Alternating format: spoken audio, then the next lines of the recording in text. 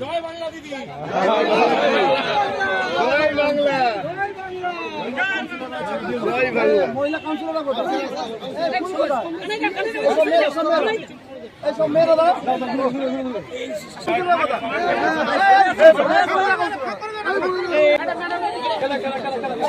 দাদা আছে সামনে।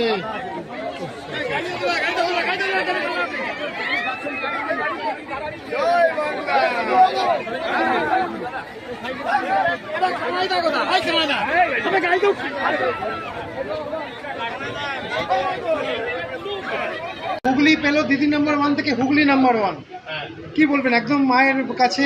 হ্যাঁ, আজকে জয়ের পরে আজকে মন্দিরে আসলাম, যদিও আমার পুজো আছে বাড়িতে, ওষুধ চলছে, আমার শাশুড়ি মা মারা গেছেন সবাই জানেন, তাই জন্য মন্দিরের ভেতরে ঢুকতে পারলাম না, পুজো দিতে পারলাম না। সেটা 12 তারিখে আমাদের কাজ হয়ে যাওয়ার পরে আমি ঠাকুর মন্দিরে এসে ভালো করে পুজো দেবো, কিন্তু মাকে নমস্কার করে গেলাম। ঠাকুরের আশীর্বাদ ছাড়া জীবনে চলা যায় না, আমি সবসময় এটা বিশ্বাসী। তো ঠাকুরকে নমস্কার করে দিন শুরু হলো। আবার কবে আসবেন?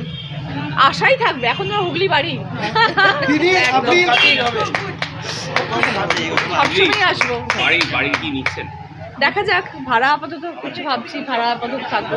দিদি, আপনি প্রথম থেকেই বলে আসছিলেন যে ঠাকুরই বারবার আপনি যতবার হুগলি এসছেন বিভিন্ন জায়গায় ঠাকুর মন্দিরে পুজো দিয়ে যাত্রা শুরু করেছেন, আবার কিন্তু মানে একদম সাংসদ হয়ে, হুগলি সাংসদে আবার ঠাকুর মন্দির থেকে যাত্রা শুরু।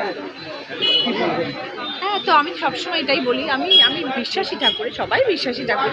তা আমি মনে করি ঠাকুরের আশীর্বাদ ছাড়া জীবন পথ চলা যায় না, আর সেটা প্রমাণিত আরও একবার। আগামী দিন যাতে আমার ঠাকুর সেই শক্তি দেন এবং সেইভাবে আমাকে আশীর্বাদ করেন, যাতে মানুষের পাশে থাকতে পারি। প্রয়োজন সেই হিসেবে কাজ এগোতে হবে, দিদির সাথে আলোচনা করতে হবে, অভিষেকের সাথে আলোচনা করতে হবে, সব কিছু করে প্রায়োরিটি যেটা দরকার, একদম মানুষের কোনটা আগে প্রয়োজন।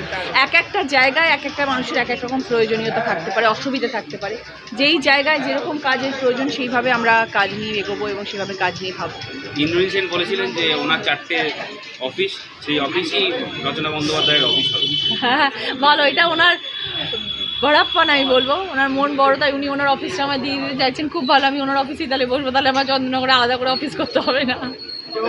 মানুষ আমাকে ভোট দিয়ে জিতিয়েছেন, মানুষ যাতে আমার কাছে পৌঁছতে পারে, সেটা আমার প্রথম কাজ হবে, যাতে মানুষ আমার কাছে আসতে পারে এবং তারা আমাকে যদি বলে যে আমাদের এই জিনিসগুলো দরকার, তখন সেইটা নিয়ে কাজ করতে হবে। আমি নিজে ভেবে নিলাম যে আমি এই কাজটা করবো, তাহলে তো হবে না। আমাকে যখন 2000 মানুষ বলবে যে আমাদের অ্যাকচুয়ালি এইটা প্রবলেম, তখন আমি সেই কাজটা নিয়ে দিদির সাথে কথা বলি এবং সেই কাজটা নিয়ে কাজ এগোবো। তো সেটার জন্য আগে কার্যালয়ে বসতে হবে এবং মানুষদেরকে ডেকে মানুষের সাথে কথা বলতে হবে। আচ্ছা, আমরা 7টা বিধানসভা, তার মধ্যে 3টা হার আছে, বিশেষ করে আমি বলে দিচ্ছি, পান্ডুয়াতে বলাগড়ে একটা হার আছে, সপ্তগ্রাম হার আছে, চুচুড়া আপনি যে সদরে দাঁড়িয়ে আছেন, যে একটা বড় জায়গা, বড় বড় নেতৃত্ব থাকে, বিধায়ক থাকে, তারা দাবি করেছিলেন আমরা জিতে যাবো, কিন্তু সেই জায়গাতে লস হয়ে গেছে। হ্যাঁ, দেখুন, সব জায়গায় যে সবসময় মানুষ জিততে পারে এরকম কোনো কথা নেই, সব জায়গার ফলও একরকম নাও হতে পারে, কিন্তু যেই জায়গায় ফলগুলো হয়নি সেই জায়গায় রচনা বন্দ্যোপাধ্যায় বেশি ভালো করে কাজ করবে, তাহলে ওদের বোঝাতে হবে যে তৃণমূল কংগ্রেস পার্টি কী জিনিস। হারিয়ে গেছে, আর কেউ নেই সামনে। সংখ্যালঘু ভোটটা পুরোপুরি তৃণমূলের দিকেই গেছে, সেটা কি কারণ? আবার বললাম, ঠাকুর দিদি, প্রাক্তন সাংসদের উদ্দেশ্যে কি বার্তা থাকবে? প্রাক্তন সাংসদের উদ্দেশ্যে কি বার্তা থাকবে? ভালো থাকুন, সুস্থ থাকুন। হারিয়ে যাওয়া সিট পুনরুদ্ধার করলেন আপনি, তিনি জিতেছিলেন 73,000 প্লাসে, আপনি জিতেছেন 76,000 প্লাসে। আমি দিদিকে কথা দিয়েছিলাম, দিদি আপনাকে হুগলি ফেরত দেবো।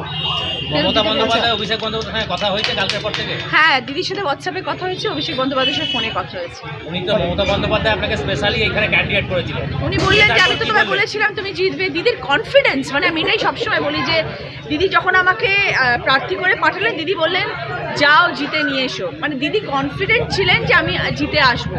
তারপরে যখন আমি ফোনে কথা বললাম মাঝে মধ্যে, দিদি হবে তো সব ঠিকঠাক, হবে তো দিদি, পারছি তো, বলে রচনা তুমি জিতছো।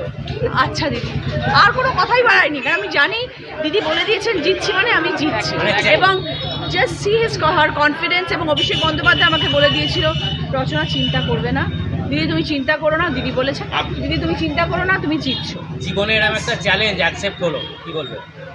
মানুষের ভালোবাসা, আর কিছু নয়। এত অগাধ মানুষ আমাকে ভালোবাসা দিয়েছেন, বিশ্বাস রেখেছেন আমার প্রতি। আমি বরাবর বলে এসেছি যে মানুষ যদি বিশ্বাস রাখেন আমার প্রতি, আমি তাদের পাশে থাকবো। মানুষ বিশ্বাস রেখেছেন, আমি মাথা নত হয়ে গেছি সকলের সামনে। এবার আমার কাজ দেখানোর কাজ।